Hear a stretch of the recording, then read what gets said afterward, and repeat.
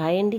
ఈరోజు నాటు కోడిగుడ్లతోటి చిక్కటి పులుసు కర్రీ తయారు చేశాను లంచ్ బాక్స్లోకి. చూడండి ఎలాగో. ఇది చాలా టేస్ట్గా ఉన్నాయండి. మనం రోజు పౌల్ట్రీ ఎగ్స్ తింటాం కదండి, అలా కాకుండా నాటుగుడ్లు దొరికాయని తీసుకొచ్చారు. కూర మాత్రం చాలా రుచిగా ఉంది. చాలా రోజుల తర్వాత తిన్నాను అనిపించింది.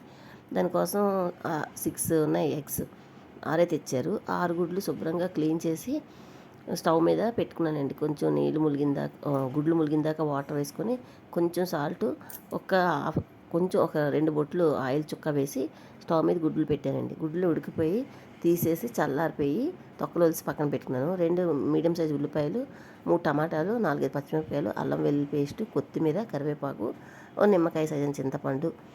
ఇవండి కావాల్సిన పదార్థాలు. అయితే ముందు ఉల్లిపాయలు తొక్కలు తీసి చిన్నగా వెజిటబుల్ చాపర్ ఉంది కదండి, దాంట్లోని చిన్నగా కట్ చేసుకోవాలండి. ఈ చాపర్లో కట్ చేసుకుంటే నీరుగా అవ్వకుండా ఉల్లిపాయలు చక్కగా ఫైన్గా కట్ అవుతున్నాయండి. చాలా బాగుంది, నాకైతే చాలా బాగా నచ్చింది. ఇలా కట్ చేసుకునే ఉల్లిపాయలు నెక్స్ట్ దీంట్లో అలాగే టమాటాలు కూడా అలాగే మనం కట్ చేసుకోవాలి.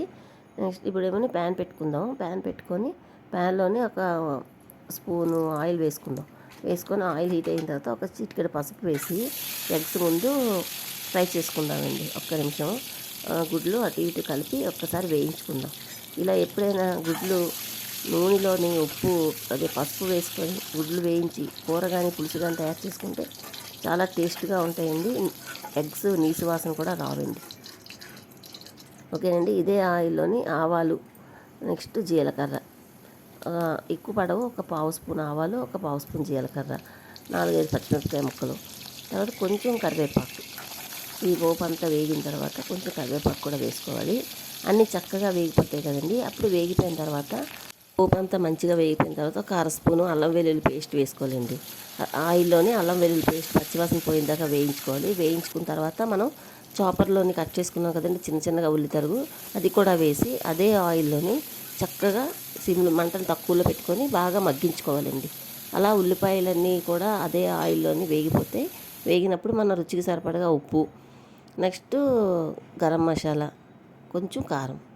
నేనైతే ఒక 1/2 spoon salt, 1/2 spoon garam masala, 1 spoon కారము వేసానండి. ఇలా వేసుకున్న తర్వాత ఇవన్నీ కూడా మంచిగా అదే ఆయిల్లో శుభ్రంగా వేయించుకుందాం. వేగిపోతే మనకి ఇలాగ రెడీ అయిపోయింది. చూసారా, ఆయిలీగానే మనం అందులో వేసుకున్న ఆయిల్కి ఇలా రెడీ అయిన తర్వాత దీంట్లోకి మనం ఆల్రెడీ టమాటాలు కట్ చేసుకున్నాం కదండి వెజిటబుల్ చాపర్లో, అవి కూడా వేసుకొని ఒకసారి బాగా కలుపుకోవాలండి. ఇది చిక్కగా ఉండే పులుసు కర్రీ కదా, చిక్కగా ఉంటుందండి. నీరుగా ఉండకుండా చిక్కగా ఉంటుంది. చక్కగా అన్నంలో చాలా చాలా టేస్టీగా ఉంటుంది. అలా టమాటాలు కూడా అన్నీ వేసి కలుపుకొని ఇప్పుడు ఒక్కసారి మూత పెట్టుకుంటే టమాటా కూడా సాఫ్ట్గా కుక్ అయిపోయిందండి. చూడండి,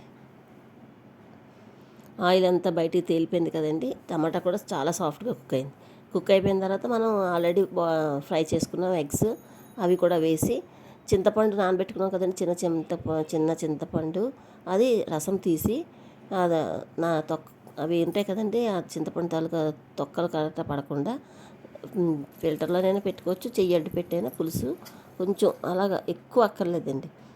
అలాగ ముక్కలకి కొంచెం పట్టుకునేటట్టుగా పులుసు పిసికి దాంట్లో వేసి మూత పెట్టుకుంటే కరెక్ట్ 10 నిమిషాలకి బాగా కుక్ అయిపోద్దండి. మీకు మూత తీసి చూపిస్తున్నాను చూడండి. అలా ఆయిల్ పైకి ఫ్లోట్ అయిపోద్ది అంటే కూర రెడీ అయిపోయినట్టేనండి. అప్పుడు ఈ స్టేజ్లో మనం కొత్తిమీర జల్లుకోవాలి. కొంచెం ఎక్కువ అక్కర్లేదు, కొత్తిమీర.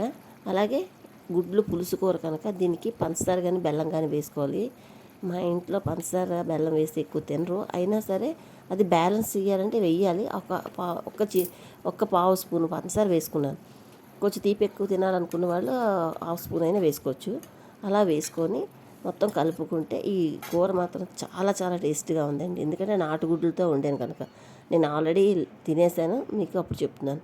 చాలా బాగుంది, చాలా చాలా టేస్టీగా ఉంది. అలా రెడీ అయిపోయింది. దాన్ని వేడి అన్నంలోకి ఈ ఎగ్ కర్రీ రెడీ చేస్తే ఎంత బాగుందంటే అంత బాగుందండి. నోటికి పుల్లగా, కారంగా, చిన్న లైట్ స్వీట్ తోటి చాలా చాలా టేస్ట్గా ఉందండి. చాలా రోజులు అయిపోయింది, ఎప్పుడో మా చిన్నతనంలో తిన్నాను ఇలాంటి కూర. ఈరోజు మళ్ళీ నాకు అంత బాగా నచ్చిందండి. అంత టేస్ట్గా ఉంది కూడా. మీకు ఎలా అనిపించిందండి ఆ వీడియో? నచ్చితే లైక్ చేయండి. మరిన్ని మంచి వీడియోల కోసం సబ్స్క్రైబ్ చేసుకోండి. థ్యాంక్ యూ ఫర్ వాచింగ్ అండి. బాయ్ అండి.